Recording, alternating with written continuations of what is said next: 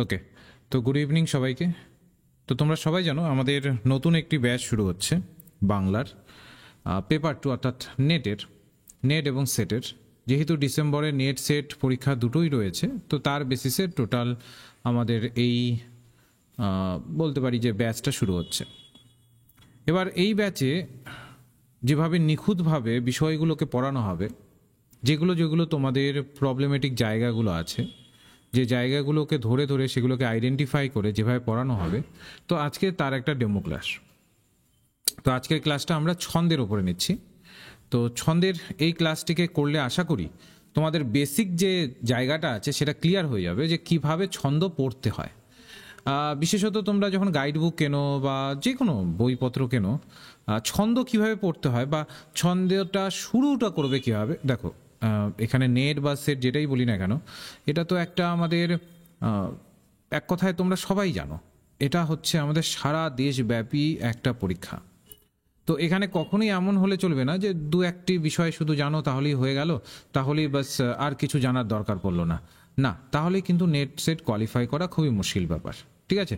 আর যত বড় সিলেবাস সেটাকে খুব তাড়াতাড়ি শুরুও করতে হয় এবং খুব তাড়াতাড়ি সেটাকে শেষও করতে হয়, ঠিক আছে। তো কারণ না হলে তুমি সঠিকভাবে মেলাতে পারবে না, সঠিকভাবে তুমি জায়গাগুলোকে ধরতে পারবে না। এবার এই সমস্ত কিছু করার জন্য তোমাকে একটু হলেও একটু মনোযোগ সহকারে সম্পূর্ণটাকে দেখতে হবে, একটু মনোযোগ সহকারে বিষয়গুলোকে পড়তে হবে, একটু মনোযোগ দিয়ে বিষয় সম্পর্কে ধারণা লাভ করতে হবে। তো আমাদের এখানে দেখতে পারবে যে কিভাবে আমরা একদম বেসিক থেকে পড়ি, কারণ আমরা জানি গ্র্যাজুয়েশন বলো মাস্টার্স বলো, বেশিরভাগ ক্ষেত্রেই দেখা যায় যে স্টুডেন্টরা খুব একটা বেশি মনোযোগী হয় না এই ধরনের বিষয়গুলোর ওপরে। সে ছন্দই বলি আর আমাদের যে ধরনের আদার্স যে বিষয়গুলো আছে, যেমন ধরে নাও আদার্স যে বিষয়গুলো আছে, যেমন কাব্যতত্ত্ব আছে, হ্যাঁ, তারপর আমাদের মধ্যযুগের যে সাহিত্যগুলো আছে, হ্যাঁ, উপন্যাস ছোট গল্প সে বুঝতে পারলাম, সেগুলো পড়ে নিলেই হয়ে গেল, হ্যাঁ। কিন্তু আদার্স যে বিষয়গুলো আছে সেগুলোর থেকে কিন্তু অনেক ক্ষেত্রে অলংকার আছে, একদম ফিরোজ অলংকার আছে, যেগুলো ধরা অনেক ক্ষেত্রেই প্রবলেমেটিক হয়ে দাঁড়ায়, ঠিক আছে। তো স্টুডেন্টের প্রেক্ষিতে যদি আমরা বলি, তো আমরা এখানে সেই জায়গাগুলো, সেই প্রবলেমেটিক জায়গাগুলোকে একটু হলেও সলভ করবার চেষ্টা করবো। তো আজকের ক্লাসটাকে একটু মনোযোগ সহকারে দেখবে, একদম বেসিক থেকে শেখাবো, যেন কিনা তোমরা সহজে বুঝতে পারো যে কিভাবে কোন জায়গাগুলো রয়েছে। তো প্রথমত যেটা আসে আমাদের মনে সেটা হচ্ছে ছন্দ এক্স্যাক্টলি কী তাহলে, বা ছন্দ আমরা কাকে বলবো, ঠিক আছে। আচ্ছা, সবাই একটু মোবাইলটাকে ল্যান্ডস্কেপ করে নাও। ল্যান্ডস্কেপ বোঝো মানে যেভাবে মুভিজ দেখো তোমরা, সোজাভাবে না রেখে একটু বাঁকিয়ে নাও, আর ওই যেটাতে রোটেশন থাকে উপরে নোটিফিকেশন প্যানেলে, যেখানে রোটেশন থাকে ওটাকে রোটেশন করিয়ে মোবাইলটাকে একটু বাঁকিয়ে নাও, তাহলে দেখবে পুরো যে যা আমি তোমাদেরকে শো করাচ্ছি ওটা সম্পূর্ণটা তোমাদেরকে দেখাবে। সবাই রোটেট করে নিয়েছো? একটু যারা যারা করে নিয়েছো এবং সম্পূর্ণটা স্ক্রিনটা দেখতে পাচ্ছ, একটু হাত তোলো, তাহলে আমি বুঝতে পারবো। একটু হাত তুলে জানাও, তাহলে আমি ধরতে পারবো।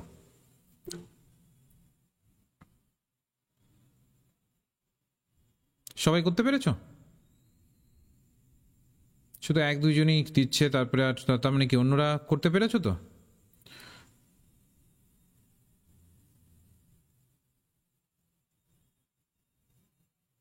আচ্ছা, বেশ।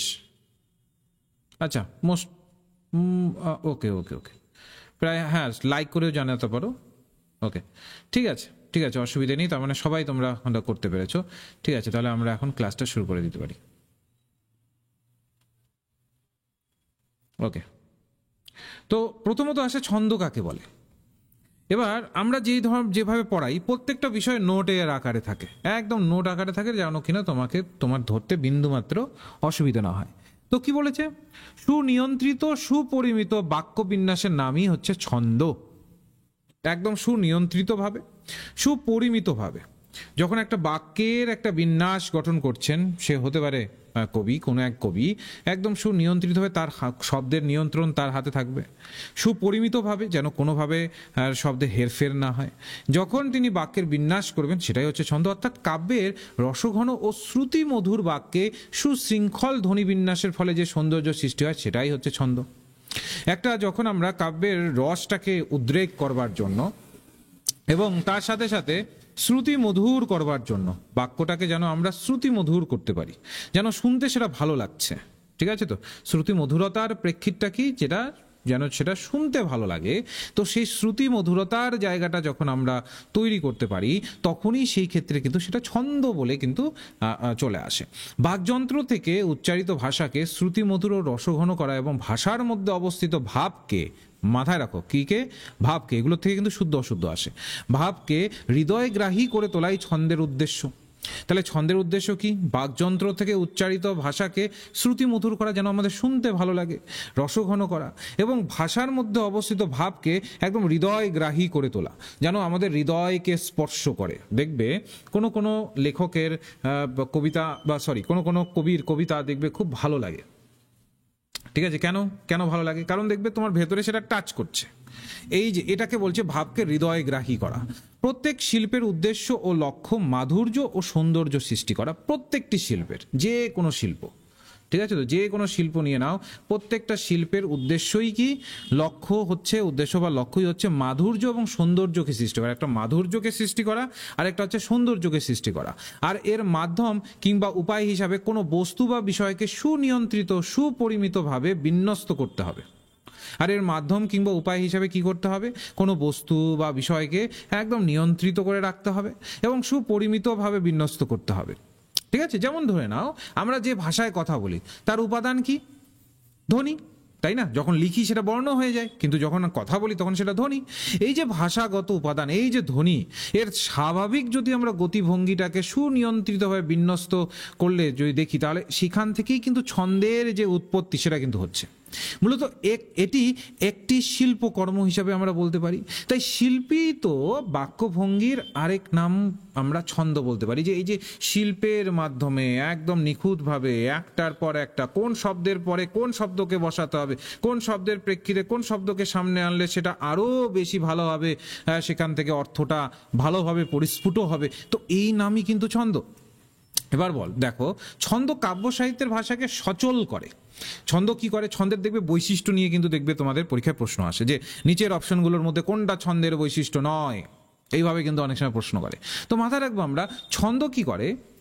ছন্দ সবসময় আমাদের যে কাব্য সাহিত্যের ভাষা আছে সেটাকে সচল করে, মানে একটা সচলতা আনে। যেমন একজন মানুষ যখন ধরে নাও যে শুধু বসে আছেন, আর একজন মানুষ হাঁটছেন, সেই জায়গাতে হাঁটছেন, আমরা দেখতে পাচ্ছি বেশ তার মধ্যে একটা আমরা বুঝতে পারছি যে হ্যাঁ তার মধ্যে জীবন আছে, হ্যাঁ তিনি নিজের প্রাণকে জাহির করে সেই অনুসারে নিজের কাজকে করছেন। তো তেমনি ছন্দের ক্ষেত্রেও কাব্য সাহিত্যের ভাষাকে এই ছন্দই যেন ওটাকে একটা সচল করে, একটা গতি দেয়, ঠিক আছে তো, একটা গতি দেয়। কোনটাকে আমরা ধীরে বলবো, কোনটাকে আমরা একটু দ্রুততার সাথে বলবো, কোন ধরনের বিষয়গুলোকে একটু স্লোলি বলতে হবে, সমস্তটা, বা মধ্যগতিতে বলতে হবে, একটা মিডিল ফর্মে যাবে, সমস্তটা কিন্তু ছন্দের উপরে নির্ভর করে, তাই না? আমরা জানি দলবৃত্ত ছন্দ বা ছড়ার ছন্দ যেটাকে বলা হয়, সেটা মূলত দ্রুততার সাথে বলা হয়, তাই তো, সেটা আমরা দ্রুততার সাথে বলি। তেমনি আবার যখনই আমরা অক্ষরবৃত্তে চলে যাব তখন সেই ক্ষেত্রে কিন্তু প্যাটার্ন বদলে যাচ্ছে। তো এই সমস্তটা কিন্তু এখানে বুঝতে হবে। ওর জন্য বলেছে ছন্দ কাব্য সাহিত্যের ভাষাকে সচল করে, গতি দেয়, প্রাণবন্ত করে তোলে, তেমনি শ্রোতার কাছে বড় আকর্ষণীয় এবং হৃদয়গ্রাহী হয়ে ওঠে। শ্রোতার কাছে কি হয়? শ্রোতার কাছে আকর্ষণীয় হয়ে ওঠে এবং হৃদয়গ্রাহী, মানে শ্রোতা সেই জায়গাটাকে নিতে পারে যে না, এটা আমার জন্যই করা হচ্ছে। এ কথার সুরেলা, এক কথায় যদি আমরা বলি, সুরেলা কণ্ঠের অধিকারী গায়কের গাওয়া গান যেমন পরম উপভোগ্য হয়ে ওঠে, অনুরূপ সেই কবিতার ছন্দ আছে যা পড়তে বড় আনন্দ লাগে।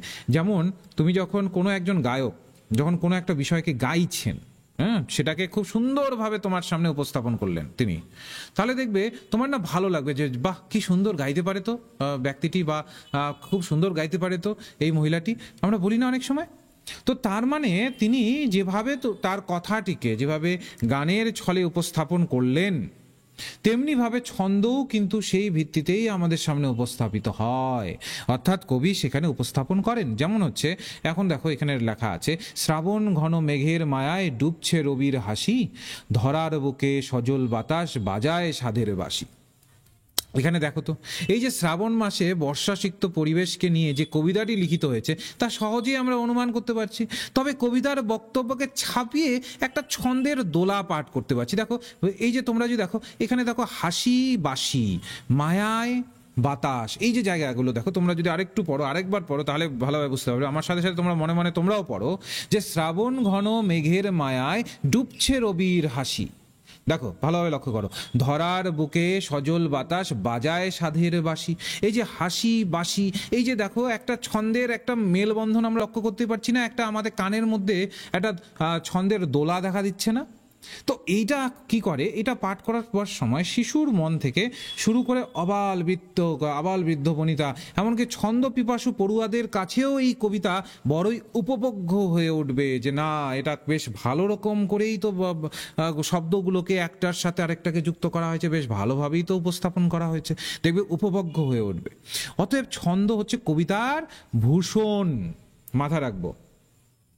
একদম একদম অন্তমিল বলা যেতে পারে ফিরোজ। তো ছন্দ হচ্ছে কবিতার ভূষণ।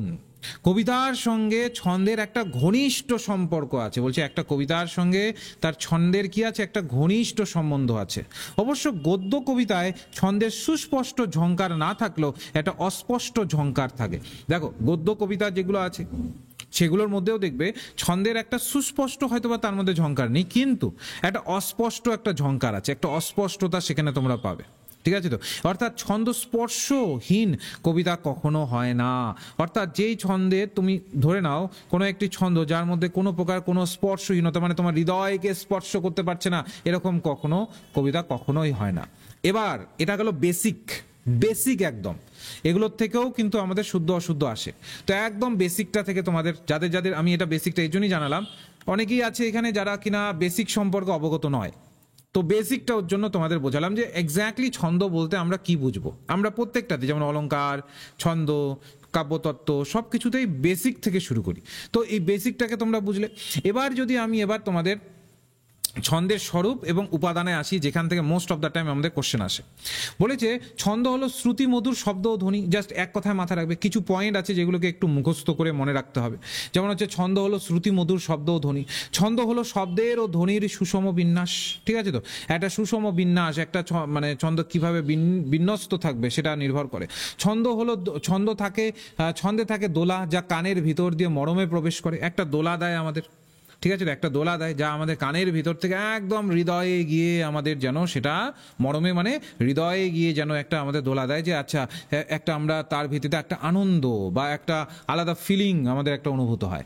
ছন্দবদ্ধ চরণ একটি নির্দিষ্ট বেগ এবং বিরতি সহ শ্রুতি সুন্দর হয়ে ওঠে। যে ছন্দবদ্ধ চরণগুলো আছে সেগুলো কি হয়, সেগুলো যথেষ্ট পরিমাণে একটা বিরতি সহ শ্রুতি সুন্দর হয়ে ওঠে, খুব সুন্দরভাবে উপস্থাপিত হয়। ছন্দ ভাবকে প্রাঞ্জল, প্রাণময় ও পূর্ণতা দান করে। আমাদের মনের যে ভাবগুলো আছে, যে ভাবগুলো আমরা হয়তো বা মানে আমরা বুঝতে পারি না, সেইগুলোকে একটা প্রাণময় বা পূর্ণতা দান করে। যেমন ধরে নাও যে তোমার মনের মধ্যে কারোর হারিয়ে যাওয়ার একটা তোমার মনের মধ্যে একটা ভাব রয়েছে। এবার ওই রকমই যখন দেখবে তুমি ওই ধরনেরই কবিতা যখন পড়ছো, ওই ছন্দের ভিত্তিতে যখন পড়ছো, দেখবে ওই ভাবটা না তুমি ফিল করতে পারবে, ওটাকে না তুমি ধরতে পারবে যে হ্যাঁ সত্যি কবির সাথে তো আমার সব কথা মিলে যাচ্ছে, কবি যা বলছেন সবই তো ঠিক আছে। এই যে জায়গাটা, এর জন্যই বলা হয় ছন্দ ভাবকে প্রাঞ্জল করে, প্রাণময় করে, পূর্ণতা দান করে। সর্বোপরি ছন্দ অধিকাংশ ক্ষেত্রে চিত্তে জাগায় রস। কি করে? আমাদের চিত্তের মধ্যে রসকে জাগ্রত করে। অর্থাৎ এখানে টোটাল ছন্দের স্বরূপ ভূমিকার মধ্যে এই ছখানা যে এসপেক্ট আছে, এইটুকু যদি তোমরা মনে রাখতে পারো, এই ছন্দের স্বরূপের জায়গাগুলো কিন্তু ক্লিয়ার হয়ে যাবে। এবার তোমরা যদি দেখো ছন্দের কিছু উপাদান আছে, আমরা এমনি জাস্ট আমার মনে হলো ছন্দ পড়বো, বাস পড়ে নিলাম, হয়ে গেল, এমনটা নয়। ছন্দের কিছু উপাদান আছে, সেই উপাদানগুলোকে আমাদের মাথায় রাখতে হয়। প্রথমত একটা হচ্ছে ধ্বনি, তারপর হচ্ছে দল বা অক্ষর, তারপর হচ্ছে মাত্রা বা কলা, তারপর ছেদ বা জ্যোতি, তারপর পর্ব, পর্বাঙ্গ, পদ, পংক্তি ও চরণ, স্তবক, আর হচ্ছে মিল। এই কয়েকটা না জানলে কিন্তু কখনোই ছন্দ পড়ে তুমি কিছুই উদ্ধার করতে পারবে না। তোমার যদি মাত্রা না জানা থাকে, যে কোন ছন্দে কত মাত্রা হয়, কোন ছন্দের অন্তে বসলে কত মাত্রা হয়, এই জায়গাটা যদি তোমার ক্লিয়ার না থাকে বা ক্ল্যারিটি না থাকে, তাহলে কিছু বোঝা সম্ভব হবে না। বা ধ্বনি সম্পর্কে তোমার যদি অবগত না থাকে, যে দল কোনটাকে বলবো, কোন সময় কতটুকু উচ্চারণ করব, কোন সময় কতটুকু নয়, এটা যদি ধারণা না থাকে তাহলেও হবে না। আবার কোনটাতে ছেদ বসছে, কোনটাকে আমরা জ্যোতি বলছি, সেটাও না জানলে হবে না। তো অর্থাৎ আমাদের শরীরের যেমন উপাদান থাকে, আমাদের শরীরের যেমন উপাদান থাকে, বিভিন্ন উপাদান থাকে তো আমাদের শরীর, পুরো অনেক উপাদানের সমাহার আমাদের শরীর, তেমনি ছন্দেরও অনেক উপাদান থাকে। তার মধ্যে এই ধ্বনি, দল বা অক্ষর, মাত্রা বা কলা, ছেদ ও জ্যোতি, পর্ব বা পর্বাঙ্গ, পদ, তারপরে পংক্তি, চরণ, স্তবক, মিল, এগুলো কিন্তু তার উপাদান বললে ভুল হবে না। এবার প্রথম আসি, এই যে দেখো প্রথম উপাদান ধ্বনি, যেটা দিয়েই শুরু হচ্ছে আমাদের কথা বলা, এই যে আমরা কথা বলছি এটা তো ধ্বনি দিয়ে শুরু হচ্ছে। তো প্রথম যদি আমরা দেখি ধ্বনি, ধ্বনি কাকে বলবো বা ধ্বনি কাকে বলা যায়? বলছে স্বেচ্ছায় মানুষের গলা থেকে নির্গত স্বর যে স্পন্দন তোলে তাকেই বলে ধ্বনি। যখন স্বেচ্ছায় আমার ভেতর গলা থেকে একটা স্বর স্পন্দিত হচ্ছে, সেটাকেই আমি ধ্বনি বলবো। এই ধ্বনির কোনো রূপ নেই, ঠিক আছে? তো এই ধ্বনির কোনো রূপ নেই, কেবল কানে শুনে অনুভব করতে হয়, ঠিক আছে? এবং এর এর একটা যখন আমরা আক্ষরিক অর্থে ধরি তখন সেটাকে বর্ণ বলি, তখন কিন্তু ওটা ধ্বনি বলি না, ঠিক আছে? তো মাথায় রাখবো এটা। আমি যখন তোমাদের ইউনিট 1টা পড়াবো, ইউনিট 1টাতে আরও বেশি এটার ক্ল্যারিটি আসবে, ঠিক আছে? তো এইটুকু আমাদের জাস্ট মাথায় রাখতে হবে যে যখন আমরা আমাদের স্বর, যে স্বরটা যে স্পন্দন তুলছে, যেটা নির্গত হচ্ছে, সেটাই এক্স্যাক্টলি ধ্বনি। মূলত মানুষের কণ্ঠজাত স্বরকে ধ্বনি বলা হয়, অর্থাৎ কণ্ঠের থ্রুতে যে স্বর আসছে সেটাকেই আমরা ধ্বনি বলবো। এবং কিন্তু পশু পাখির চিৎকারকে ধ্বনিরূপে গণ্য করা হয় না। এবার স্বাভাবিক, অনেক ক্ষেত্রে আমরা ভাবতে পারি যে স্যার আমরাও কথা বলছি, পশু পাখিরাও কথা বলছে, তার মানে পশু পাখিদের যে চিৎকার এটাকেও স্যার ধ্বনি বলবো? তাহলে না, ওটাকে কিন্তু তুমি ধ্বনি বলতে পারবে না, ওটা কিন্তু ধ্বনি নয়, ঠিক আছে? তো ওটা জাস্ট একটা শব্দ যা কিনা তাদের থেকে বেরোচ্ছে। ধ্বনি হচ্ছে সেটাই যার মাধ্যমে তুমি উচ্চারণ করছো কোনো একটা কণ্ঠ থেকে কিছু একটা স্বরকে, ঠিক আছে? তো যেমন অ, আ, ই, উ, ক, খ, গ, ঘ, এগুলো উচ্চারণ যখন তুমি করছো কণ্ঠ হতে, এ স্বরটুকু নিঃসৃত হচ্ছে, সেটাই ধ্বনি। তাই ধ্বনি আমরা চোখে দেখি না, এটা শুধুমাত্র কানে শোনা যায়, ঠিক আছে? তো ধ্বনিকে কিন্তু চোখে দেখা যায় না, এটাকে কি করা যায়? কানে শোনা যায়। এবার ধ্বনির যদি আমরা প্রকারভেদ দেখি, খুবই ইম্পর্টেন্ট 6টি, একটু যদি তোমরা মাথায় রাখো। ধ্বনির যদি আমরা প্রকারভেদ দেখি, ধ্বনির সাধারণত আমরা দু ধরনের প্রকার দেখতে পারি, একটা হচ্ছে স্বরধ্বনি আর একটা হচ্ছে ব্যঞ্জন ধ্বনি। এবার স্বরধ্বনির মধ্যে আছে কিছু মৌলিক ধ্বনি, আবার কিছু যৌগিক ধ্বনি। আবার ব্যঞ্জন ধ্বনির মধ্যেও আছে কিছু মৌলিক ধ্বনি আর হচ্ছে কিছু যৌগিক ধ্বনি। এবার প্রধানত ধ্বনির প্রতীককে আমরা বর্ণ বলি, যেটা তোমাদের বললাম, যেটা আমরা মুখে উচ্চারণ করছি ওটাকে যখন লিখিত আকারে লিখি ওটাই হচ্ছে বর্ণ। এই বর্ণকে যখন আমরা লিখছি তখন সেগুলো কিন্তু এই মৌলিক যৌগিকের ভিত্তিতে হচ্ছে, ঠিক আছে? তো যেমন যে সমস্ত ধ্বনি সাংকেতিক রূপ প্রকাশ পায় উচ্চারণের দিক থেকে, যে সমস্ত ধ্বনি, সেই সমস্ত ধ্বনিকে আমরা দুটি ভাগে ভাগ করি, স্বরধ্বনি, ব্যঞ্জনধ্বনি, তোমাদের আমি বললাম। এবার স্বরধ্বনি যদি আমরা দেখি, স্বরধ্বনি বেসিক্যালি কি? যে সমস্ত ধ্বনি উচ্চারণকারে কোনো প্রকার শ্বাসবায়ু মুখের ভিতরে কোথাও বাধা পায় না, তাকে আমরা বলছি স্বরধ্বনি, ইংরেজিতে যাকে আমরা ভাওয়েল বলি, তাই না? অন্য কোনো ধ্বনির সাহায্য ছাড়াই স্বরধ্বনি উচ্চারিত হয়, কোনো প্রকার ধ্বনির সাহায্য নেয় না স্বরধ্বনি, একদম ধ্বনির সাহায্য ছাড়াই স্বরধ্বনি উচ্চারিত হয়। বাংলায় মোট যদি আমরা স্বরধ্বনির সংখ্যা দেখি রাইট নাও 12টা, ঠিক আছে? তো এখানে যদি আমরা তার দেখি, তবে এই যে লি এর ব্যবহার কিন্তু আমরা পাই না। তোমরা যদি একটু দেখো, আমরা লি এর ব্যবহার দেখবে আমাদের বাংলায় হয় না, সংস্কৃত হয়, কিন্তু আমাদের বাংলায় অতটা হয় না, ঠিক আছে? তো এখানে তার মানে 12টি রয়েছে। অ, আ, ই, হ্রস্ব ই, দীর্ঘ ই, হ্রস্ব উ, দীর্ঘ উ, তারপরে রি, লি, এ, ওই, ও, ও। তার মধ্যে বাংলায় লি এর ব্যবহার একদম নেই বললেই চলে, ঠিক আছে? স্বরধ্বনি মূলত দুই প্রকার। একটু আগে তোমাদের যে চার্টটা আমি দেখালাম, যে চার্ট রয়েছে মৌলিক যৌগিক, তো তার ভিত্তিতে যদি দেখি স্বরধ্বনি সাধারণত দুই প্রকার। কি সেই প্রকারভেদ? একটা হচ্ছে মৌলিক স্বরধ্বনি আর একটা হচ্ছে যৌগিক স্বরধ্বনি। এবার যদি আমরা এই মৌলিক স্বরধ্বনিতে ঢুকে যাই, তাহলে এই মৌলিক স্বরধ্বনি এক্স্যাক্টলি কি? যে স্বরধ্বনি একক ও অবিভাজ্য, এইটুকু মনে রাখবে তাহলেই হয়ে যাবে। যে স্বরধ্বনি একক ও অবিভাজ্য তাকে বলা হয় মৌলিক স্বরধ্বনি। বাংলায় এই মৌলিক স্বরধ্বনির আর যদি আমরা সংখ্যাটাকে দেখি তাহলে 9টি টোটাল আমরা পেয়ে যাই, ঠিক আছে? তো এখানে আমরা টোটাল মৌলিক স্বরধ্বনির সংখ্যাটাকে যদি কাউন্ট করি বা মৌলিক স্বরধ্বনির যদি জায়গাটাকে দেখি, টোটাল মৌলিক স্বরধ্বনি 9টি রয়েছে, ঠিক আছে? যেমন অ, আ, হ্রস্ব ই, দীর্ঘ ই, হ্রস্ব দীর্ঘ, রি, লি, এ, ও। তবে বাঙালির কণ্ঠে কিন্তু রি উচ্চারণ হয় র যুক্ত ই রূপে, আর লি এর চল কিন্তু নেই বললেই চলে, তাই না? জাস্ট মাথায় রাখবে 9টি। যৌগিক স্বরধ্বনি কি? এবার যৌগিক স্বরধ্বনি দিয়ে দেখবে কোশ্চেন মূলত প্রতিনিয়ত আসে। তো একাধিক স্বরধ্বনির মিলিত রূপ হলো যৌগিক স্বরধ্বনি। যখন একাধিক স্বরধ্বনি থাকে, এই একাধিক স্বরধ্বনির যখন আমরা একটা মিলিত রূপ দেখতে পারি, ভালোভাবে বোঝো, একাধিক স্বরধ্বনির, বা ধরে নাও অনেকগুলো স্বরধ্বনি আছে, তার যখন আমরা মিলিত রূপ দেখতে পারি, একাধিক স্বরধ্বনির যখন একটা পার্টিকুলার ওয়েতে একটা মিলিত রূপ রয়েছে, তখন সেটাকেই কিন্তু আমরা যৌগিক স্বরধ্বনি বলি। যেমন এই যে দেখো ওই, এটা কিন্তু ও যুক্ত ই, ঠিক আছে? তো ওই যখন আমরা বলি না এ ওই ও ও, তাহলে ওই যখন আসছে সেটা কিন্তু ও যুক্ত ই, আর ও যখন আসছে তখন কিন্তু ও যুক্ত রস্যৌ, ঠিক আছে? তবেই কিন্তু আমরা এই যৌগিক স্বরধ্বনিগুলো কিন্তু পাচ্ছি, বা তবেই কিন্তু আমাদের এই যৌগিক স্বরধ্বনির প্রেক্ষিতগুলো পাচ্ছি। ওকে, এবার যদি আমরা দেখি ব্যঞ্জন ধ্বনি। ব্যঞ্জন ধ্বনি কোনটাকে বলে? যে সমস্ত ধ্বনির উচ্চারণকালে শ্বাসবায়ু মুখের ভিতর কণ্ঠনালী, তালু, দন্ত, ওষ্ঠ প্রভৃতি স্থানে নানা প্রকারভাবে বাধা পায়, তাকেই ব্যঞ্জন ধ্বনি বলে। তাহলে পরীক্ষায় যদি প্রশ্ন আসে ব্যঞ্জন ধ্বনি কাকে বলে, তো যেই সমস্ত ধ্বনির উচ্চারণকালে শ্বাসবায়ু মুখের ভিতরের কোনো কণ্ঠনালী, কোনো তালু বা দন্ত বা ওষ্ঠ প্রভৃতি স্থানে, যে কোনো স্থানে হতে পারে, প্রভৃতি স্থানে মূলত সেটা নানা প্রকারভাবে বাধা পাচ্ছে, নানা প্রকারে সেটা কি হচ্ছে, বাধা পাচ্ছে, বা নানা প্রকারে সেটার মধ্যে আমরা বাধা দেখতে পাচ্ছি, বা নানা প্রকারে সেই বাধাটাকে লক্ষ্য করতে পারছি। তো এই ধরনের পরিস্থিতিতে তাকেই মূলত বলা হচ্ছে ব্যঞ্জন ধ্বনি, বা যদি আমরা ইংরেজিতে দেখি তাহলে ওটাকে কনসোনেন্ট বলা হয়। বাংলা ভাষায় ব্যঞ্জন ধ্বনির সংখ্যা যদি তোমরা দেখো মোট 40টি রয়েছে, 40, ঠিক আছে? এগুলো যদি যথাক্রমে আমি তোমাদের সাজিয়ে দিই তাহলে ক, খ, গ, ঘ, ম, চ, ছ, বর্গ, জ, ঝ, ঞ, ট, ঠ, এগুলো তো সবাই তোমরা জানো।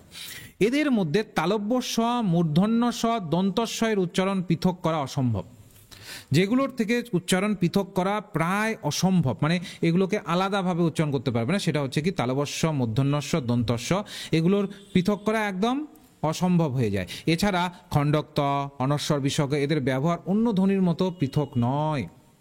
কোনো কোনো ধ্বনির সঙ্গে বিশেষভাবে যুক্ত হয়, যেমন কংস, বৎস, নিঃস্ব, চাঁদ, এগুলোর মধ্যে কিন্তু সেই জায়গাগুলো আমরা লক্ষ্য করতে পারি। এবার যদি তুমি দেখো বা তোমরা দেখো, তাহলে ব্যঞ্জন ধ্বনি মূলত বেসিক্যালি আমরা যদি লক্ষ্য করি দুই প্রকারের পাবে। একটা হচ্ছে মৌলিক ব্যঞ্জন ধ্বনি, আরেকটা হচ্ছে যৌগিক ব্যঞ্জন ধ্বনি, ঠিক আছে? তোমরা যদি যারা একটু পরীক্ষাগুলো নেটের পরীক্ষা 1-2বার বসেছো, তারা নিশ্চয়ই এগুলোর সাথে রিলেট করতে পারছো যে কিভাবে কোনটার ভিত্তিতে প্রশ্নগুলো আসে, কিভাবে সাজিয়ে গুছিয়ে দেয়। যদি আমরা এখানে মৌলিক ব্যঞ্জন ধ্বনিতে ঢুকি, কেবলমাত্র স্বরধ্বনির সাহায্যে উচ্চারিত হয় যে সকল ব্যঞ্জন ধ্বনি, তাকেই মৌলিক ব্যঞ্জন ধ্বনি বলে, ঠিক আছে? তো কেবলমাত্র কি বলবো আমরা, কেবলমাত্র স্বরধ্বনির সাহায্যে উচ্চারিত হয়। আবারও রিপিট করছি আমি, কেবলমাত্র স্বরধ্বনির সাহায্যে যেগুলো উচ্চারিত হয় সেগুলোকে আমরা সবগুলোকে আমরা কিন্তু বলি এগুলোকে মৌলিক ব্যঞ্জন ধ্বনি। যেমন ক, খ, গ, ঘ, তারপরে দন্ত স, হ, যা কিছু আছে, তো এগুলো হচ্ছে মৌলিক ব্যঞ্জন ধ্বনি। যৌগিক ব্যঞ্জন ধ্বনি কোনগুলোকে বলবো আমরা? যে সমস্ত বা যে ব্যঞ্জন ধ্বনি অন্য ব্যঞ্জন ধ্বনির সাহায্যে উচ্চারিত হয়ে স্বরধ্বনির সাহায্যে বা অন্য ব্যঞ্জন ধ্বনির সাহায্যে উচ্চারিত হয়ে স্বরধ্বনির সাহায্যে উচ্চারিত হয়, তাকে বলা হয় যৌগিক ব্যঞ্জন ধ্বনি। কি বললাম? যে ব্যঞ্জন ধ্বনি অন্য ব্যঞ্জন ধ্বনির সাহায্যে উচ্চারিত হয়ে স্বরধ্বনির সাহায্যে উচ্চারিত হয়, তখন তাকে যৌগিক ব্যঞ্জন ধ্বনি বলে। যেমন হচ্ছে তোমরা অনেক ক্ষেত্রে পাবে এই যে কয় ব, ক যুক্ত ব যুক্ত অ, হ্যাঁ, তারপরে ধরে নাও আমি বললাম অক্রু, ঠিক আছে? তো এখানে যদি তোমরা লক্ষ্য করো, বা ক্রু, ঠিক আছে? তো এটা অক্রু নয়, ক্রু ধরে নাও, তাহলে ক যুক্ত র যুক্ত অ, ঠিক আছে? তো এই ধরনের বিভিন্ন আছে যেগুলোকে আমরা ব্যঞ্জন স্বরধ্বনির মধ্যে কিন্তু ধরতে পারি। এবার আসি আমাদের ছন্দের মধ্যে যে জায়গাগুলো দরকার হয়, দল বা অক্ষর বা সিলেবল যেটাকে বলা হয়। তো আমাদের যে বাকযন্ত্র আছে, ঠিক আছে, আমাদের যে বাকযন্ত্র আছে, এর দল বা সিলেবল বলতে কি বোঝায়? আমাদের যে বাকযন্ত্রের স্বল্পতম প্রয়াসে এক ঝোঁকে যখন শব্দের যে ক্ষুদ্রতম অংশ উচ্চারিত হয়, সেটা দল বা অক্ষর বলে। আবারও রিপিট করছি আমি, দরকার বলে খাতায় লিখে রাখো। বাকযন্ত্রের স্বল্পতম প্রয়াসে, মানে খুবই স্বল্পতম প্রয়াসে, তোমাকে বেশি জোর করতে হচ্ছে না, বা তুমি জোরপূর্বক কিছু উচ্চারণ করছো না, একদমই স্বল্পতম প্রয়াসে বা এক ঝোঁকে, ঠিক আছে, স্বল্পতম প্রয়াসে বা একদম এক ঝোঁকে যখন ক্ষুদ্রতম অংশটি তুমি উচ্চারণ করবে, তাকে দল বা অক্ষর বলে। যেমন ছন্দ শব্দটি উচ্চারণ করলে দুটি ঝোঁক এখানে তুমি পাচ্ছ, দুটি ঝোঁক আছে, ছন দো, ঠিক আছে? এই যে ছন্দ, এই যে দুটি ঝোঁক আছে, এর মধ্যে কম ঝোঁকে ছন্দ শব্দটি উচ্চারণ করা অসম্ভব হয়ে যাচ্ছে। তোমাকে ছন্দ বলতে হলে তোমাকে ছন্দ এভাবে ছনটাকে আগে উচ্চারণ করতে হচ্ছে, দোটাকে পরেই কিন্তু উচ্চারণ করতে হচ্ছে। তাই ছন্দ শব্দটিকে অক্ষর বা দল আছে বা মাত্র দুটি, ছন্দ কিংবা বন্ধন শব্দটিকে দুটি ঝোঁকে উচ্চারণ করা যায়, যেমন হচ্ছে বন্ধন।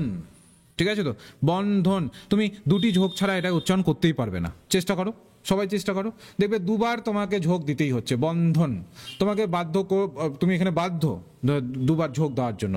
তো এই যে তুমি ঝোঁক দিচ্ছ, এটাই হচ্ছে দল। ঠিক আছে, এটাই হচ্ছে দল। এবার সিলেবেলকে অক্ষর রূপে চিহ্নিত করেছেন সুনীতি কুমার চট্টোপাধ্যায়। এবার এই যে সিলেবেলকে মূলত অক্ষর বলেছেন, এটাকে অক্ষর বলেছেন কে? সুনীতি কুমার চট্টোপাধ্যায়, অমূল্যধন মুখোপাধ্যায়, তারাপদ ভট্টাচার্য, সুধীভূষণ ভট্টাচার্য প্রমুখ ব্যক্তিগণ। দল রূপে চিহ্নিত করেছেন প্রবোধচন্দ্র সেন। আবার এটাকে দল রূপে চিহ্নিত করলেন যিনি কিনা দল বললেন যে না এটা হচ্ছে দল, তো সেটা হয়ে যাচ্ছে আমাদের প্রবোধচন্দ্র সেন। আর শব্দ পাপড়ি ব্যবহার করেছেন সত্যেন্দ্রনাথ দত্ত। এগুলো কিন্তু মাথায় রাখবে, কে কোন শব্দ ব্যবহার করেছেন কোনটাকে, এগুলো রিলেটেড কিন্তু ওই যে দেখবে লিস্ট 1 লিস্ট 2 করে এলোমেলোভাবে তোমাকে মেলাতে বলে, যে এটার সাথে এটা মেলাও, ওটার সাথে ওটাকে মেলাও, তো তোমাকে কিন্তু মেলাতে বলবে। এই জায়গাগুলোকে কিন্তু সচেতন থাকতে হবে। আর শব্দ পাপড়ি ব্যবহার করেছেন কে? সত্যেন্দ্রনাথ দত্ত। ঠিক আছে, শব্দ পাপড়ি কে বলেছেন? সত্যেন্দ্রনাথ দত্ত বলেছেন। মূলত সিলেবেলকে অক্ষর বা দল বলেই আখ্যাত করা হয়। ঠিক আছে, তো অক্ষর বা দল বলেই কিন্তু এটাকে আমরা ধরি। এবার এর কিছু বৈশিষ্ট্য, এই 6টা বৈশিষ্ট্যর ভিত্তিতেই দেখবে প্রশ্ন আসবে। এই 6টা বৈশিষ্ট্য, এই মূল বৈশিষ্ট্যগুলোকে যদি একটু মুখস্থ করে রাখো তাহলে এনাফ।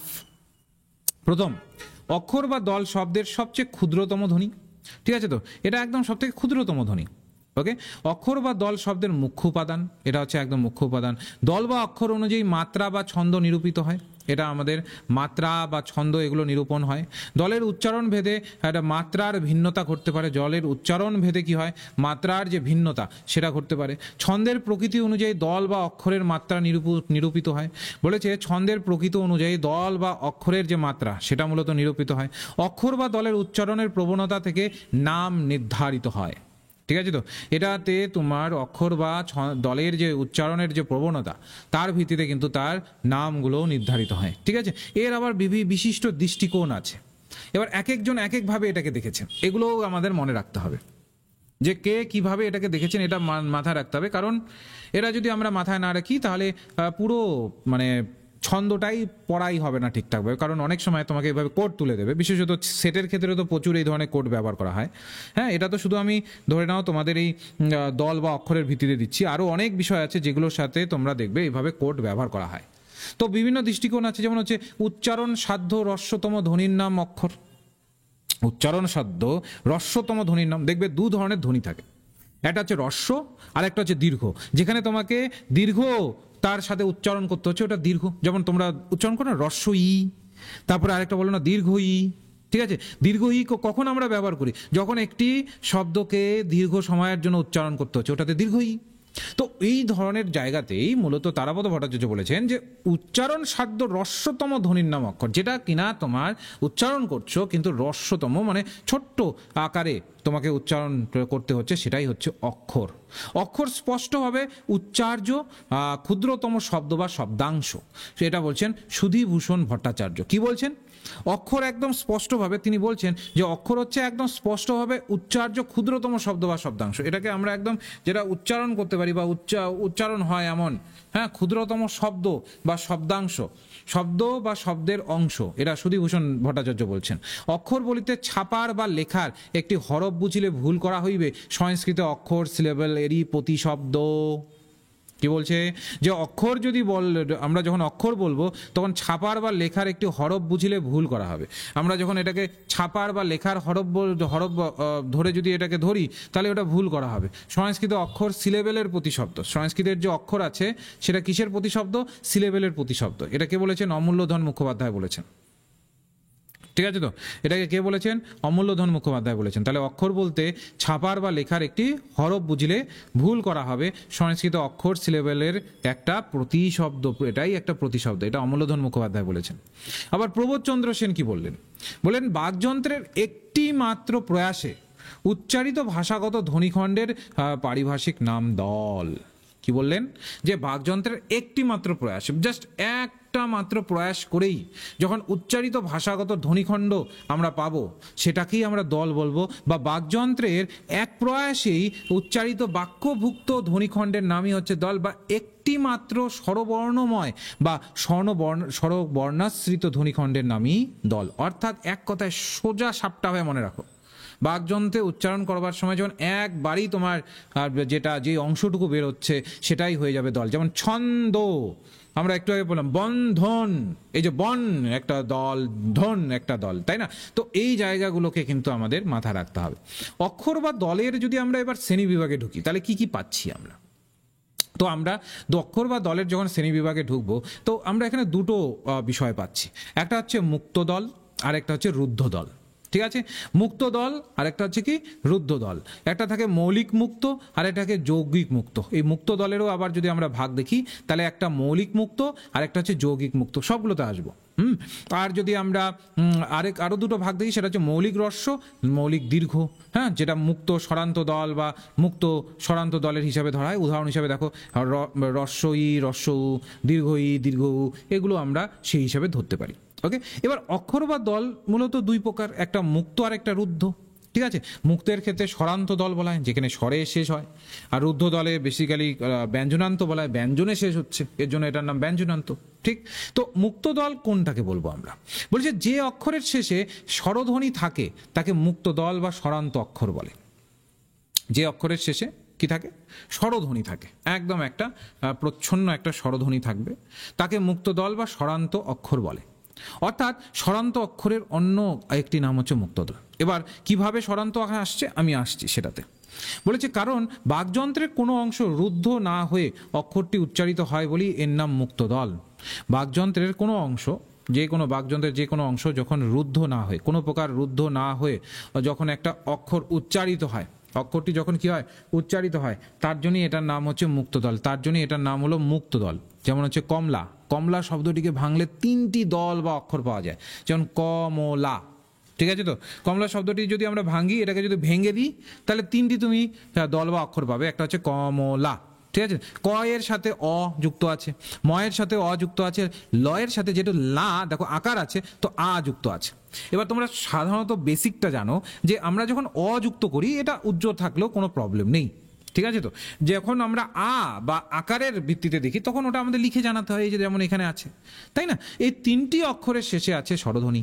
তাহলে এইখানে এই যে কমলা, তাহলে একটা, দুটো, তিনটে আমি এখানে দল পাচ্ছি। তাহলে মাত্রা যখন আমি দেবো, এই তিনটের ভিত্তিতেই আমি মাত্রাগুলোকে দেবো। বুঝতে কি অসুবিধা হচ্ছে?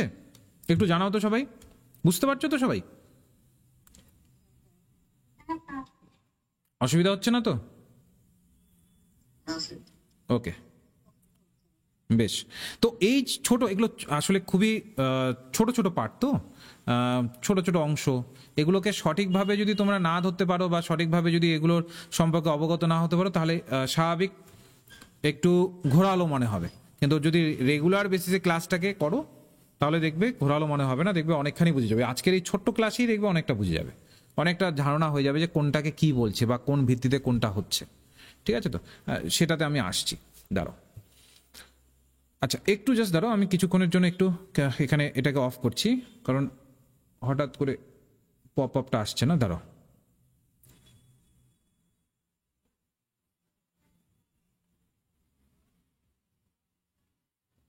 একটু জাস্ট দাঁড়াবে।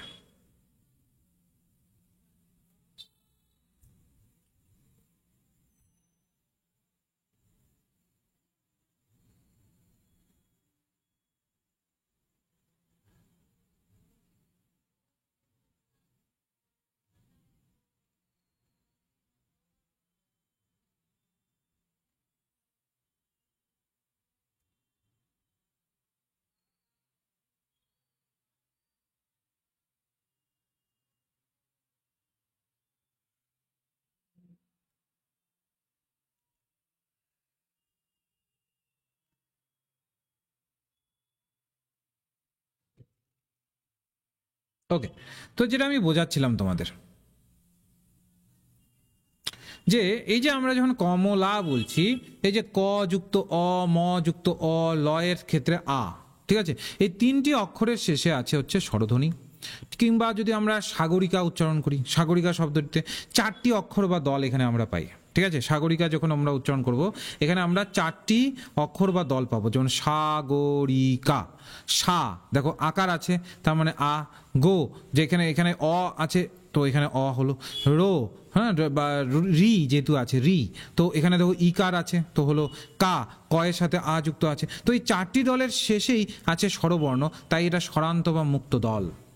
অর্থাৎ এক কথায় জাস্ট মাথায় রাখবে, একটা সিম্পল ওয়ার্ডে মাথায় রাখো, যখন কিনা সে প্রত্যেকটি দলের শেষে আমরা কি পাবো, স্বর বা স্বরধ্বনির একটা আভাস পাবো, স্বরান্ত যেটাকে বলা হয় থাকবে, তখনই ওটা মুক্ত হবে, ওটা রুদ্ধ হবে না।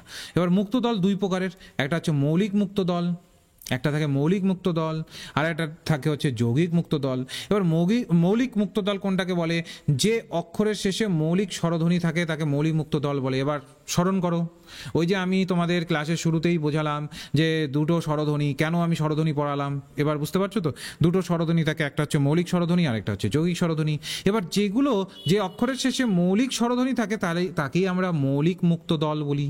যেমন হচ্ছে করুণা শব্দের 3টি দল আছে, করুণা, ক যুক্ত অ, র যুক্ত উ আর ন যুক্ত আ।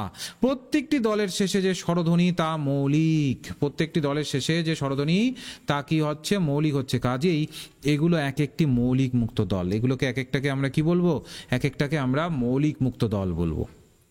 ঠিক আছে, তো মুক্ত দল, তারপরে হচ্ছে যৌগিক মুক্ত দল, এগুলো মৌলিক মুক্ত দল, যৌগিক মুক্ত দল, এগুলো রিলেটেড। কিন্তু তুমি যদি ছন্দ ভালোভাবে বুঝতে চাও, এগুলোর সম্পর্কে তোমাকে ধারণা পেতেই হবে, না হলে কিন্তু হবে না। ছন্দ যদি একদম বেসিক থেকে তুমি যদি শিখতে চাও, বেসিক থেকে শিখতে গেলে এগুলোর ধারণা তোমার মাথায় রাখতেই হবে, বুঝতে পারলে? তাহলে যে অক্ষরের শেষে মৌলিক স্বরধ্বনি থাকে তাকে মৌলিক মুক্ত দল বলে। তাহলে করুণার একটা উদাহরণ নিয়ে নেবে, তাহলে মনে থাকবে। এবার যৌগিক মুক্ত দল, দেখো ভালোভাবে লক্ষ্য করো, যে অক্ষরের শেষে আমরা যৌগিক স্বরধ্বনি থাকতে দেখি, একটা যৌগিক স্বরধ্বনি থাকবে, সেটাকে বলা হয় যৌগিক মুক্ত দল। ঠিক আছে, যেমন হচ্ছে ভৈরবী, এই শব্দের 3টি দল আছে, ভৈরবী। এবার দেখো এই যে ভৈ যখন হচ্ছে ভ যুক্ত ও যুক্ত ই, ঠিক আছে, তো যখন আমরা এখানে দেখছি ভৈরবী ভ যুক্ত ও যুক্ত ই, আর এখানে দেখো র এর ভিত্তিতে আমরা কি পেয়েছি, র যুক্ত অ, আর দেখো বি এর বেলায় কি পাচ্ছি, ব যুক্ত দীর্ঘ ই। এবার তোমরা যদি লক্ষ্য করো, এই যে দেখো ঐকার আছে, ঐকার, এই ঐকার তো আমাদের যৌগিক স্বরধ্বনি, আমরা পড়েছিলাম শুরুর দিকে, এই ঐকার তো হচ্ছে আমাদের যৌগিক স্বরধ্বনি, ও যুক্ত ই দিয়ে আসছেই তো ঐকার, যৌগিক স্বরধ্বনি আমাদের, তাই এটি একটি যৌগিক মুক্ত দল। তাই এটাকে আমরা কি ধরলাম, এটা একটা হচ্ছে যৌগিক মুক্ত দল। কিন্তু পরের 2টি মৌলিক মুক্ত দল, পরের যে 2টি আছে এগুলোকে আমরা মৌলিক মুক্ত দল হিসাবে এটা মূলত কনসিডার করতে পারি। তো এইভাবে কিন্তু আমরা যৌগিক মুক্ত দল, মৌলিক মুক্ত দল এইভাবে কিন্তু ধরবো। ঠিক আছে, তাহলে বুঝতে পারলাম আমরা, যে অক্ষরের শেষে যৌগিক স্বরধ্বনি থাকে তাকে যৌগিক মুক্ত দল বলে, আর যে অক্ষরের শেষে মৌলিক স্বরধ্বনি থাকে তাহলে তাকে আমরা মৌলিক মূলত মুক্ত দল হিসাবে ধরবো। এবার হচ্ছে রুদ্ধ বা ব্যঞ্জনান্ত দল। রুদ্ধ দল বা ব্যঞ্জনান্ত দল কিভাবে ধরবো আমরা, বা কিভাবে চিহ্নিত করব, এটা খুব ইম্পর্টেন্ট। কারণ রুদ্ধ দল কিন্তু এক এক জায়গায় এক এক রকম হয়। যখন আমরা ছন্দে একদম প্রপার ছন্দের মধ্যে ঢুকবো, তখন আমরা দেখবো যে কিছু কিছু জায়গায় 1 মাত্রার হচ্ছে, কিছু কিছু জায়গায় রুদ্ধ দল 2 মাত্রার হচ্ছে। আমি আসছি সেগুলোতে। যে অক্ষরের শেষে ব্যঞ্জন ধ্বনি থাকে তাকে রুদ্ধ দল বা ব্যঞ্জনান্ত দলও বলা হয়। ঠিক আছে, তো কি হবে, ব্যঞ্জন ধ্বনি থাকবে, ওর জন্য এটাকে বলা হয় ব্যঞ্জনান্ত দলও এটাকে কিন্তু বলা হয়। এই রুদ্ধ দলের অন্য নাম হলন্ত অক্ষর বা হসন্ত অক্ষরও বলা হয়। ঠিক আছে, এই রুদ্ধ দলের অপর নাম কি, হলন্ত বা হসন্ত হিসাবে এটাকে আমরা চিহ্নিত করে থাকি। এই রুদ্ধ দলের আচ্ছা, কারণ এখানে 2টি অক্ষর রুদ্ধ হয়ে উচ্চারিত হয়, কারণ এখানে 2টি অক্ষর কি হয়, রুদ্ধ হয়ে এটা উচ্চারিত হচ্ছে, রুদ্ধ হয়ে উচ্চারিত হয়। রুদ্ধ মানে বুঝতে পারছো তো, বেঁধে বেঁধে উচ্চারিত হচ্ছে। আর 2টি অক্ষর রুদ্ধভাবে উচ্চারিত হলেই শেষ অক্ষরটি হসন্ত দিয়ে উচ্চারিত করতে হয়। যেমন এখানে দেখো চন্দন শব্দ, এখানে দেখো 2টি দল আছে, চন দন, চ যুক্ত অ যুক্ত ন, তারপরে দেখো দন, যে এই যে যেহেতু হসন্ত আছে তার মানে কি দন, দ যুক্ত অ যুক্ত ন। ঠিক আছে। এই যে চন্দন, চন্দন এই যে আছে দুটির শেষে দেখো ব্যঞ্জন ধ্বনি থাকা, এই যে দেখো ন আছে, এটাও দেখো ন আছে, দেখো এটা ব্যঞ্জন ধ্বনি, তো দন্তন্য তো ব্যঞ্জন ধ্বনি। এটা শুধুমাত্র যদি অ থাকতো তাহলে ওটা মুক্ত হয়ে যেত, কিন্তু দেখো এখানে তো ন আছে, তাহলে ব্যঞ্জন ধ্বনি। তো ওর জন্য বলেছে যে দুটির শেষে ব্যঞ্জন ধ্বনি থাকায় রুদ্র দল হয়েছে। এগুলো কি হয়েছে? রুদ্র দল হয়েছে, এবং শেষের দলটিতে হসন্ত ব্যবহার হয়েছে। ঠিক আছে তো। কিংবা কুসুম যদি নিয়ে নি, কুসুম, কুসুম এটাকেও যদি তোমরা নিয়ে নাও, দেখো ক যুক্ত উ মানে রস্য উ, ঠিক আছে, ক যুক্ত রস্য উ, আর সুম দন্তর স যুক্ত রস্য উ যুক্ত ম। তো দেখো এখানে ব্যঞ্জন দিয়ে শেষ হচ্ছে, আর যখনই ব্যঞ্জন দিয়ে শেষ হবে তার মানে ওটা রুদ্ধের দিকে চলে যাবে।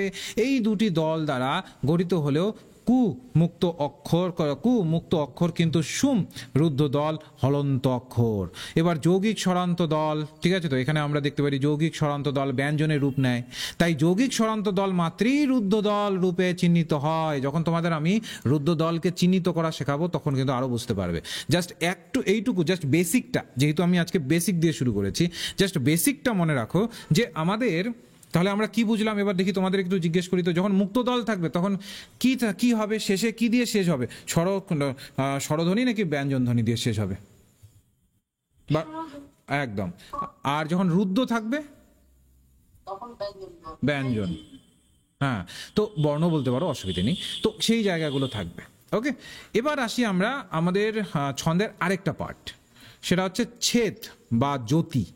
ঠিক আছে তো, ছেদ বা জ্যোতি বলছে বাক্যের অর্থ বা ভাবকে প্রকাশ করবার জন্য। এবার ছেদ কাকে বলে ওটাতে আগে আমরা আসছি। বাক্যের অর্থ বা ভাবকে প্রকাশ করবার জন্য বাক্যের মধ্য বা অন্তে যে সাময়িক উচ্চারণ বিরতি ঘটে তাকেই ছেদ বা জ্যোতি বা ভাব জ্যোতি বলে। কোনো একটা তুমি একটা বাক্য পড়ছো, ঠিক আছে তো, তুমি একটা বাক্য পড়ছো, ওই বাক্য অর্থ বা ভাবকে প্রকাশ করবার জন্য বাক্যের মধ্যে বা অন্তে একটা সাময়িক উচ্চারণে তোমাকে একটা বিরতি নিতে হচ্ছে, যে কিছুক্ষণের জন্য আমি একটু বিরতি নিই। ঠিক আছে তো, এই যে মানে ইচ্ছে করে নয়, মানে ওটার পূর্ণতার জন্য, বাক্যের পূর্ণতার জন্য তোমাকে কিছুক্ষণের জন্য একটা বিরতি নিতে হচ্ছে। তো সেই যে বিরতিটা নিচ্ছ তাকে আমরা ছেদ বা জ্যোতি বা ভাব জ্যোতি বলি। সেটাকে আমরা ছেদ বা জ্যোতি বা ভাব জ্যোতি বলে থাকি। মূলত ছেদ না থাকলে বাক্যের অর্থ প্রকাশে বিঘ্ন ঘটে। যদি আমরা দেখি ছেদ যদি না থাকে তাহলে সেই ক্ষেত্রে বাক্য প্রকাশে কি হবে? বিঘ্ন ঘটবে। কারণ তুমি যদি না দাঁড়াও, গড়গড় করে শুধু বলেই যাও, তাহলে তো ওটা বিঘ্ন ঘটবে, ওটা অর্থটা বুঝতেই পারা যাবে না, অন্য লোক তো বুঝতেই পারবে না যে আরে কি বলতে চাইছে, তাই না? আবার সঠিক স্থানে যদি ছেদ না ঘটালে বাক্যের অর্থের একদম পরিবর্তন ঘটে যায়।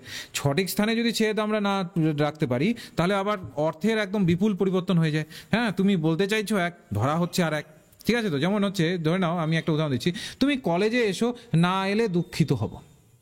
দেখো, তুমি কলেজে এসো, না এলে দুঃখিত হব। দেখো এখানে এই ভাবটা একটা তুমি ভাবো, এই ভাবটাকে একটু তোমরা ভাবার চেষ্টা করো। তুমি কলেজে এসো, না এলে দুঃখিত হব, মানে তুমি কলেজে এসো, তুমি যদি না আসছো তাহলে আমি একটু খারাপ পাবো। কিন্তু পরেরটাই দেখো, তুমি কলেজে এসো না, না এর পরে এবার আমরা কমা দিলাম বা ছেদ দিলাম, তো বলছে তুমি কলেজে এসো না, এলে দুঃখিত হব। তার মানে তুমি যদি কলেজে আসো তাহলে আমরা দুঃখিত হব। দেখো ভাবটা কিভাবে বদলে যাচ্ছে, জাস্ট আমাদের ছেদের বা হেরফের করাতে।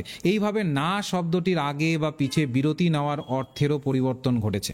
ঠিক আছে তো, যেমন অপরাহ্নের অরক্তিম আর আভায় আপনাকে মিশাইব বলিয়া উদাসী প্রান্তরে একাকী ফিরিয়া বেড়াইতেছিলাম। এই বাক্যটিকে এক নিঃশ্বাসে পাঠ করলে এর অর্থ প্রকাশে বিঘ্ন ঘটবেই, কিন্তু এটাকে যদি যথাযথ স্থানে বিরতি দিয়ে পাঠ করা যায় তাহলে কি হবে? অপরাহ্নের অরক্তিম আভায় আপনাকে মিশাইয়া বলিয়া উদাসী প্রান্তরে একাকী ফিরিয়া বেড়াইতেছিলাম। এই দীর্ঘ বাক্যের মধ্যে দেখো ভাব এবং অর্থ অনুযায়ী যে বিরতি নেওয়া হয়েছে তাকেই ছন্দের পরিভাষায় ছেদ বা অর্থ জ্যোতি বা ভাব জ্যোতি বলে। ঠিক আছে, এবার যদি আমরা জ্যোতি কোন ক্ষেত্রে বলবো, ছন্দ্রশাস্ত্র অনুযায়ী পদ্মে ছন্দ তরঙ্গ সৃষ্টির জন্য সুনির্দিষ্ট ব্যবধানে ধ্বনি প্রবাহের যে উচ্চারণ বিরতি ঘটে তাকে জ্যোতি বা ছন্দ জ্যোতি বলে। তাহলে আমরা একটু ক্লিয়ার করি, ছেদ কিন্তু হচ্ছে গদ্যের ক্ষেত্রে ব্যবহার, গদ্য, নিশ্চয়ই তোমরা পদ্য গদ্য শব্দগুলোর সাথে পরিচিত আছো। ছেদ কিন্তু আমাদের গদ্যের ক্ষেত্রে ব্যবহার হচ্ছে, আর জ্যোতি কিন্তু আমাদের পদ্যের ক্ষেত্রে ব্যবহার হচ্ছে। আবার রিপিট করছি আমরা, ছেদ কিন্তু আমাদের গদ্যের ক্ষেত্রে ব্যবহার হচ্ছে, আর জ্যোতি কিন্তু আমাদের পদ্যের ক্ষেত্রে ব্যবহার হচ্ছে। অর্থাৎ ছন্দশাস্ত্র অনুযায়ী পদ্যে ছন্দ তরঙ্গ সৃষ্টির জন্য একটি সুনির্দিষ্ট ব্যবধানে ধ্বনি প্রবাহের যে উচ্চারণ বিরতি ঘটে তাকেই জ্যোতি বা ছন্দ জ্যোতি বলা হয়। অর্থাৎ কোনো দীর্ঘ কবিতা একটানা পাঠ করা অসম্ভব। বাকযন্ত্রের স্বাভাবিক বিরতির জন্য হোক বা মাত্রাগত সমতা প্রদর্শনেই হোক, কবিতার চরণের মাঝে যে বিরতি গ্রহণ করে চলে তাকেই ছন্দের পরিভাষায় জ্যোতি বা ছন্দ জ্যোতি বলে। তাকে কি বলে? ছন্দ জ্যোতি রূপে চিহ্নিত করা হয়। যেমন উদাহরণ হিসাবে দেখো, বলেছে মন তো অবুঝ মানে না কিছুই, তাই এত আয়োজন, বাঁচিবার ছলে মাঝে মাঝে বুঝি এও হয় প্রয়োজন। তো এখানে দেখো, এই যে আমরা আয়োজনের মাঝে যদি একটু যদি কিছুক্ষণের যদি একটু বিরতি না নিতাম, তাহলে এর যে ভাবের যে গভীরতা সেটা কি আমরা ধরতে পারতাম? আমরা কিন্তু ধরতে পারতাম না। কিন্তু যখন আমরা সেটা নিচ্ছি তখন কিন্তু খুব স্মুথলি ধরতে পারছি। তো এই জায়গাটা কিন্তু মানে বুঝতে হবে আর কি। এই ছত্র দুটির মাঝে যে বিরতির গ্রহণ করা হয়েছে তা মূলত ছন্দের মাত্রার দিক থেকে লক্ষ্য করে। কিন্তু যদি লক্ষ্য করা যায়, ভালোভাবে লক্ষ্য করলে বোঝা যাবে জ্যোতির দ্বারা চিহ্নিত বিভাগ কিন্তু এখানে রয়েছে 6-6-6-2 মাত্রা দ্বারা কিন্তু বিভাজিত হয়েছে। ঠিক আছে? তো এবার ছেদ ও জ্যোতির মধ্যে যদি আমরা পার্থক্যটাকে একবারে বোঝার চেষ্টা করি, ছেদ হচ্ছে গদ্যের ক্ষেত্রে ব্যবহার হয়, জ্যোতি হচ্ছে পদ্যের ক্ষেত্রে ব্যবহার হয়। ছেদ কাল ব্যবধান থাকে না, জ্যোতির কাল ব্যবধান পড়ে। ছেদের পর বাক্য শেষ হয়, জ্যোতির পর ধ্বনি প্রবাহ বজায় থাকতে পারে। ছেদ মূলত অর্থবোধক বিরতি চিহ্ন, জ্যোতি হলো বাকযন্ত্রের নিয়মিত বিরাম সাপেক্ষ ব্যাপার। একটা যেন বিরাম থাকে, বিরাম সাপেক্ষ জায়গা থাকে, সেটার ব্যাপার। ছেদের ফলে বাক্যের সমাপ্তি ঘোষিত হয়, জ্যোতির পরেও বাক্য চলতে থাকে, যেটা তোমাদের আমি বোঝালাম। এই যে দেখো, জ্যোতির পরেও কিন্তু এই যে জ্যোতি, এই যে জ্যোতি, এই যে জ্যোতি, তবু তো বাক্য চলছে, তাই না? কিন্তু যখন ছেদ আমরা দেব তখন কিন্তু বাক্য শেষ হয়ে যাবে, অর্থাৎ শেষে দাঁড়িয়ে বসে ওটা বাক্যটা কিন্তু শেষ হয়ে যাচ্ছে। তাহলে এইটুকু জায়গা থেকে আমরা কি বুঝতে পারলাম? এইটুকু জায়গা থেকে বুঝতে পারলাম যে ছেদ হচ্ছে সবসময় গদ্যের প্রেক্ষিতে হবে, আর জ্যোতি হচ্ছে সবসময় পদ্যের প্রেক্ষিতে হবে। পদ্যকে কেন্দ্র করে যখন থাকবে তখন ওটা হয়ে যাবে আমাদের জ্যোতি। বুঝতে পারলে তো? তো আমরা যে ছন্দের যে উপাদানের কথা আমরা বলছিলাম, বা উপাদানগুলোকে কেন্দ্র করে ছন্দের যে জায়গাগুলোকে ধরার চেষ্টা করছিলাম, তো এই দল বা অক্ষর বা মাত্রা বা কলা, এই ছেদ বা জ্যোতির মধ্যে কিন্তু আমরা আসলাম। ঠিক আছে? তো এর পরের ক্লাসগুলোতে যারা পরবর্তীকালে জয়েন করবে, আমরা পরে পর্ব, পর্বাঙ্গ, পথ এগুলো দিয়ে শুরু করব। এবং সব থেকে বড় কথা হচ্ছে আমরা ইউনিট 1 থেকে শুরু করব। ঠিক আছে? ইউনিট 1 থেকে শুরু করবো। হ্যাঁ, ইউনিট 1-এর সাথে সাথে কিছু নাটক যেগুলো কিনা একটু আগে পড়ে রাখতে হবে আমাদের, সেই নাটকগুলোও চলবে। কারণ যেহেতু ডিসেম্বর, নাহলে আমরা সিলেবাস কমপ্লিট করতে পারবো না, তাই না? তো সেই ক্ষেত্রে ইউনিট 1 একটা খুবই ভাইটাল পার্ট আমাদের নেটের সিলেবাসের ক্ষেত্রে। তো ইউনিট 1টাকে কমপ্লিট করব, তার সাথে সাথে আমরা নাটকের যে জায়গাটা আছে সেটাকেও কমপ্লিট করতে করতে কিন্তু এগিয়ে যাব। এবার অনেকেই আমাকে জিজ্ঞেস করেছিল যে স্যার, মূলত ফি স্ট্রাকচার কী ধরনের থাকবে, বা কিভাবে এটা কী ধরনের ব্যাচ। তো এটা আমাদের টোটালটা ডাব্লিউবি সেটকে কেন্দ্র করে হচ্ছে। ঠিক আছে? তো হ্যাঁ, আর যে সেটের সাথে সাথে যে জেআরএফের জন্য যে ব্যাচটি রয়েছে, মানে ইউজিসি নেটও তো একই সময় হয়, ওই ডিসেম্বরই হয়। তো দুটোকে মাথায় রেখে করা হচ্ছে। 12ই জুলাই অর্থাৎ আজকে 10 তারিখ, পরশু দিন থেকে ক্লাস শুরু হচ্ছে, অসুবিধে নেই। ঠিক আছে? কোর্স ফি মূলত 7,000 রয়েছে, কিন্তু তুমি মান্থলি ইনস্টলমেন্টের মাধ্যমে দিতে পারবে। দেখো, এত বড় সিলেবাস, তোমরা বাংলা সিলেবাস নিশ্চয়ই দেখেছো, এত উপন্যাস, এত ছোট গল্প, এত ধরে নাও যে সমস্তটা কিন্তু এর মধ্যে সীমাবদ্ধ আছে। তোমাকে এক্সট্রা কিচ্ছু করতে হবে না, তুমি মান্থলি ফিস দিতে পারবে। ঠিক আছে? তো আর টোটাল কোর্স ডিউরেশন 12 মাসের তুমি এক্সেস করতে পারবে। 6 মাসের মধ্যে আমরা সিলেবাস কমপ্লিট করে দেবো, কিন্তু অনেক সময় থাকে না 6 মাসের মধ্যে কমপ্লিট করে দেওয়ার পরে সাথে সাথে সমস্ত কিছু মূলত উধাও হয়ে যায়। না, এটা আমাদের 12 মাস থাকবে। অর্থাৎ তুমি এই জুলাইয়ে ভর্তি হলে 2026 জুলাই পর্যন্ত তুমি এই কোর্স এক্সেস করতে পারবে। এখানে যে নতুন নতুন মক টেস্টগুলো আসবে, কন্টিনিউয়াস দিতে পারবে। নতুন নতুন যে আমরা টেস্ট সিরিজগুলো দেবো, কন্টিনিউয়াস সেগুলোকে টেস্ট করতে পারবে। অর্থাৎ পুরো 12 মাস তুমি এক্সেস করতে পারবে। এবার তোমাদের মনে প্রশ্ন আসবে, স্যার যদি আমি ডিসেম্বরই হয়ে গেল আমার জেআরএফ, তাহলে তো খুবই ভালো কথা। ডিসেম্বরে যদি হয়ে গেল তাহলে তো কোনো প্রবলেম নেই। কিন্তু যদি বাই চান্স ধরে নাও যে তোমার শুধু নেট হলো, জেআরএফটা হলো না, বা শুধু সেটের জন্য তুমি প্রিপারেশন নিলে, কোনো কারণে কিছুর জন্য তুমি আটকে গেলে, বা 1-2 নম্বরের জন্য, যেন পরেরটার তোমার সুযোগ থাকে, ওর জন্যই আমরা শুধুমাত্র, এটা কিন্তু অফারের মধ্যে চলছে আমাদের। ঠিক আছে? তো অফারের মধ্যে চলছে এটা, তো শুধুমাত্র তাদের জন্যই যারা কিনা এই 12 তারিখের মধ্যে আমাদের অ্যাডমিশন নিয়ে নেবে, তো তারাই কিন্তু 12 মাসেরটা পাবে। ওর জন্যই 12 রাখা হয়েছে, 12 অফার কিন্তু ওর জন্যই রাখা হয়েছে।